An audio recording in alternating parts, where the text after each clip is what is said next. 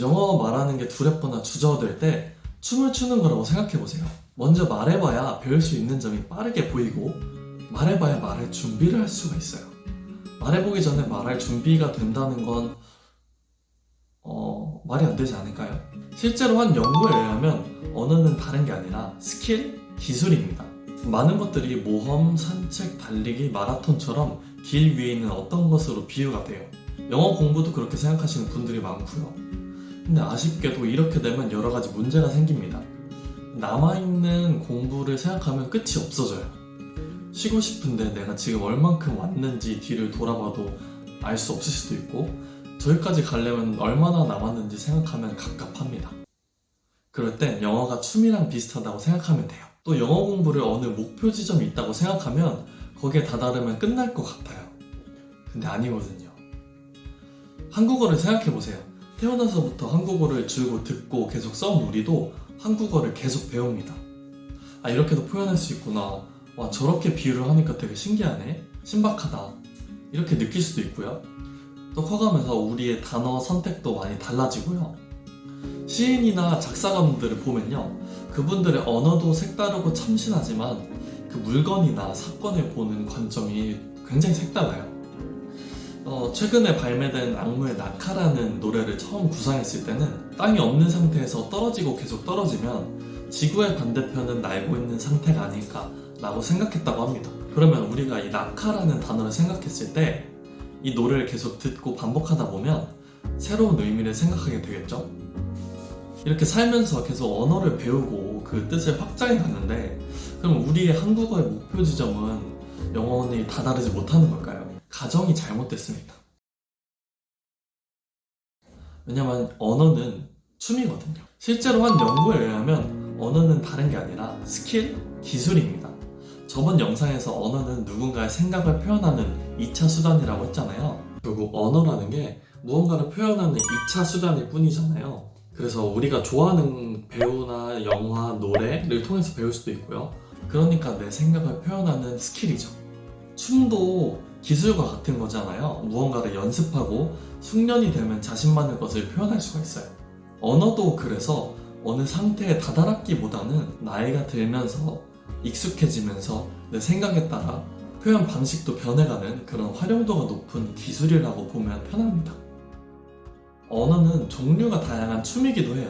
내가 친구들과 쓰는 언어와 회사에서 쓰는 언어는 달라요. 예를 들어 고등학생 1학년이면 한국어를 매우 잘할 테죠. 근데 이 학생이 바로 회사에 들어가서 동료나 선배분들이랑 대화를 하려면 거기서 사용하는 단어나 표현들을 또 익혀야 됩니다. 근데 또 그렇다고 해서 그 어휘 선택이나 논리 구조로 이야기하는 게 다른 회사에서 무조건 똑같이 적용되는 것도 아니거든요. 그 회사가 아닌 다른 회사로 갔으면 그 회사가 또 전체적으로 추구있는 춤의 분위기를 파악해야 되죠. 이 기술을 갖고 내 생각을 표현하는데 그 분위기에 맞춰서 하는 거죠. 그리고 이런 작업을 계속 하면 할수록 그걸 전환하는 데 드는 시간이나 노력은 점점 적어질 거예요. 영어도 같겠죠. 내가 속한 사회나 조직에 맞춰 춤을 춰야 됩니다. 공식 석상에서는 앉아주세요 보다는 착석해주세요 이런 말을 자주 쓰듯이요. 언어 공부를 하다 보면 막막해서 여러 가지 공부 방법을 찾게 됩니다. 유튜브나 책을 구매하기도 하죠. 저 같은 경우에는 정말 많은 책을 구매했는데요. 그러다가 어떨 때는 공부 방법을 찾는 데 있어서 절대 이렇게 하지 마라, 무조건 이렇게 해라 라는 글을 접할 수도 있습니다. 근데 이 표현은 춤에는 어울리지 않는 것 같아요. 언어가 춤이랑 비슷하다면요, 춤을 배우는데 안 되는 방법은 없습니다. 혼자 해도 되고 영상을 보면서 해도 되고 누군가와 함께 해도 되거든요. 요즘은 어플로 많이 또 배우더라고요. 이걸 영어에 적용해보면 쉐도잉이 좋다, 미드가 좋다, 원서가 좋다 하는 건 사실 그들이 춤을 배운 방법입니다. 그들에게 이 방법이 좋았고 효과적이었다 해서 무조건 우리에게 효과적이란 법은 없거든요.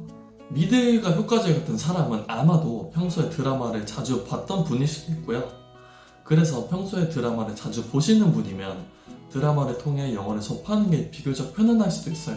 근데 평소에 드라마도 안 보는 분이 영어를 공부하기 위해서 미드를 보려면 어렵지 않을까요? 그리고 책을 한 권도 안 읽는 분이 책으로 영어를 공부하겠다 하면 벌써 어려울 것 같아요. 엉덩이에 좀이 쑤시겠죠? 근데 이것처럼 애초에 나한테 좀 적절하지 않았던 방법을 무조건 해야 되는데 역시 난 영어 공부 아닌가? 라고 하는 경험이 좀 쌓이다 보면요, 영어 공부가 상당히 두려워져요. 근데 그게 아니라 그들한테 맞았던 방법이 있고 우리는 우리만의 방법을 찾아 나가는 거겠죠.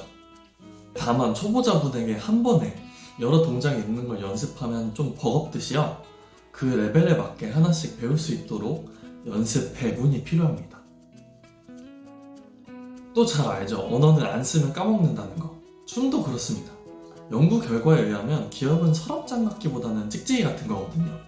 또 춤도요, 내가 어느 한 노래 춤을 마스터했다 해서 한 달간 안 췄다가 갑자기 추려면 안 되겠죠. 영어도 딱 그런 것 같아요. 내가 어느 한 단어를 여기서 많이 써봤고 그랬다 해서 이거를 한 달 뒤에 다시 기억하려면 또다시 공부해야 되거든요. 근데 그게 저번에 공부했던 양의 시간과 노력보다는 이미 기억했던 게 있으니까 더 적게 들겠죠? 점점 이게 좁아지면 좁아질수록 장기 기억에 남을 거예요. 왜냐면 기억은 찍찍이니까요. 언어를 공부하면서 많은 분들이 고민하는 게 이거예요. 와, 이 많은 걸, 이 단어, 문법, 발음, 와, 이거 언제 다 외우고 하나? 그리고 또 그러다 보면 와, 이거 외워야 되나? 안 외우고 하는 방법이 있나? 라는 의문이 들 거예요. 근데 외워야 됩니다. 춤도 하나의 노래를 다 추려면 익숙해지기도 해야겠지만 우선 하나씩 외우는 걸 쌓아가면서 연습해야 되잖아요. 영어도 딱 그래요.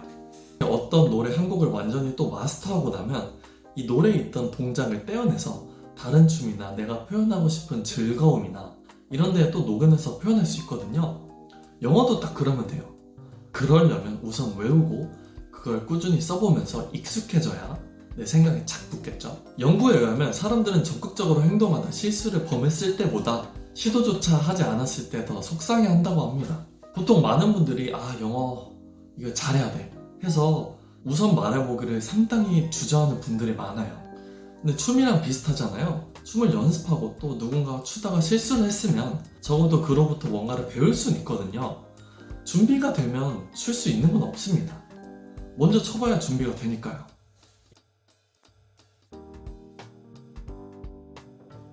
영어 말하는 게 두렵거나 주저될 때 춤을 추는 거라고 생각해보세요.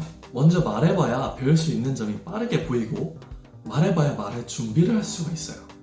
말해보기 전에 말할 준비가 된다는 건 말이 안 되지 않을까요? 그래서 영어를 어느 목적지라고 생각하면 거기에 다다르는 최대한 빠른 길을 찾으라고 합니다. 근데 이 잘못된 가정이요, 여러분을 단거리 선수로 만들게 해요. 왜냐면 거기에 다다르기 위한 방법은 빠르게 가는 것밖에 없거든요. 근데 춤이라면 빠르게 출 수도 있고 느리게 출 수도 있고 음악에 맞춰 출 수도 있고요. 음악 종류에 따라 또 달라질 거예요. 우리는 하루에 쓸 수 있는 시간과 에너지는 한정돼 있고 할 일도 있습니다. 우리가 춤을 연습할 수 있는 시간과 에너지도 한정돼 있고 매일 달라져요. 무조건 매일 일정한 양의 춤 동작을 익힐 수는 없을 거예요. 다만 내가 오늘 춤을 연습하기로 했다면 내가 어제보다는 춤을 잘 추게 됐나? 어제는 못했던 동작을 오늘은 할 수 있었나? 이렇게 내 스스로랑 비교를 해야 돼요. 이렇게 생각해서 얻는 게 있었다면 오늘은 잘한 겁니다. 그래서 결론은 지치지 않을 만큼 즐기면서 공부하는 게 맞는 거예요. 왜냐면 언어는 기술이거든요. 심지어 평생 쓰는 기술이에요. 단거리가 절대 아니에요.